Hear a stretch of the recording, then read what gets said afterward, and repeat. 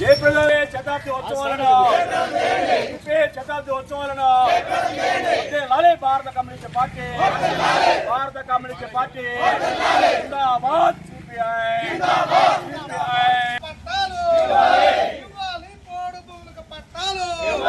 జయప్రదం చేయండి 100వ సంవత్సరాల శత జయంతిను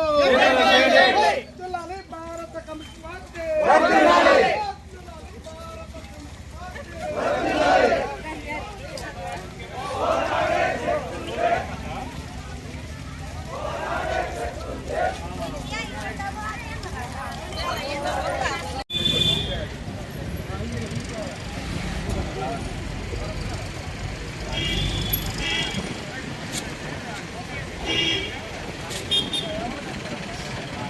వర్ధిల్లాలి భారత కమ్యూనిస్ట్ పార్టీ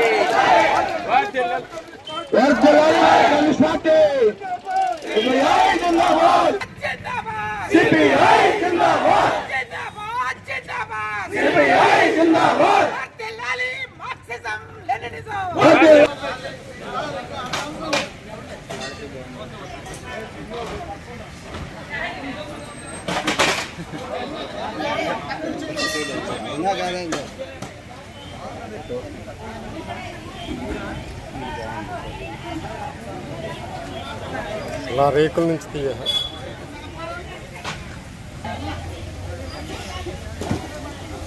ఈ అవకాశం ఇచ్చిన మీ అందరికీ ప్రత్యేకంగా విప్లవ ధన్యవాదాలు తెలియజేస్తూ సెలవు తీసుకుంటాను. ఏదైనా సరే బాగా స్పందిస్తాడు. ఏ విషయం ఆయనకి చెప్పినా వెంటనే దాన్ని నోట్ చేసుకొని అధికారులకు చెప్తాడు.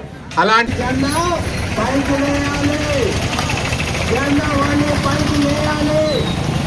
హ్యాండ్ ఉందంట అన్నారు.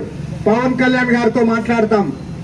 ఇవాళ పార్టీ శతవార్షికోత్సవాలు దేశవ్యాప్తంగా నిన్న 26వ తేదీ నాడు ప్రారంభమై ఈ నెలాఖరు వరకు కూడా జరుగుతూ ఉన్నాయి.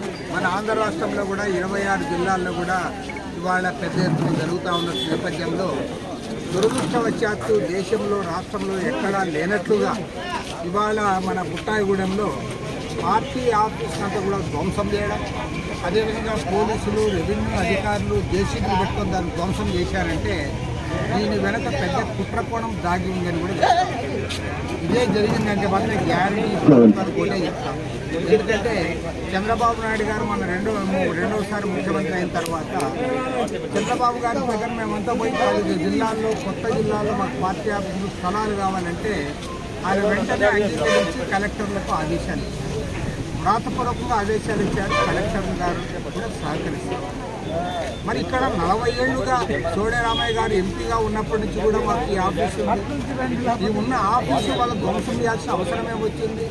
పైగా పార్టీ పుట్టినరోజు నాడు మేమంతా కూడా ఉత్సాహంగా పుట్టినరోజు జరుపుకుంటా ఉంటే పైగా ఇవాళ ఇక్కడ మీటింగ్ మేము చెప్తా ఉన్న సందర్భంలో ఈ రకంగా మీరు చేస్తూ ఉన్నారంటే ఇంతకంటే దుర్మార్గమైన విషయం ఇంకోటి లేదు.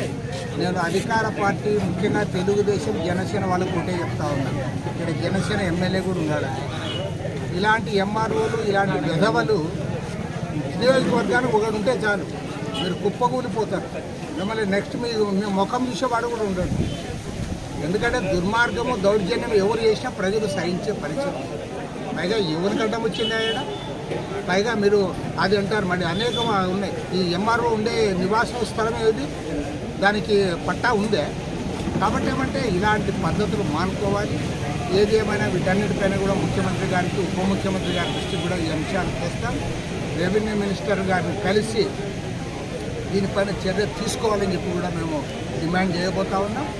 వాళ్ళ రాబోయే కాలంలో మళ్ళీ ఇదే ప్రాంతంలో గిరిజనులందరూ కూడా సమీకరించి అన్ని వర్గాల వారిని సమీకరించి పోలవరం నిర్వాసితుల సమస్యలపైన భారీ ఎత్తున ప్రోగ్రాం కూడా టేకప్ చేయదలుస్తున్నాం. కాబట్టి అందరూ కూడా సహకరించి ముందుకు రావాలని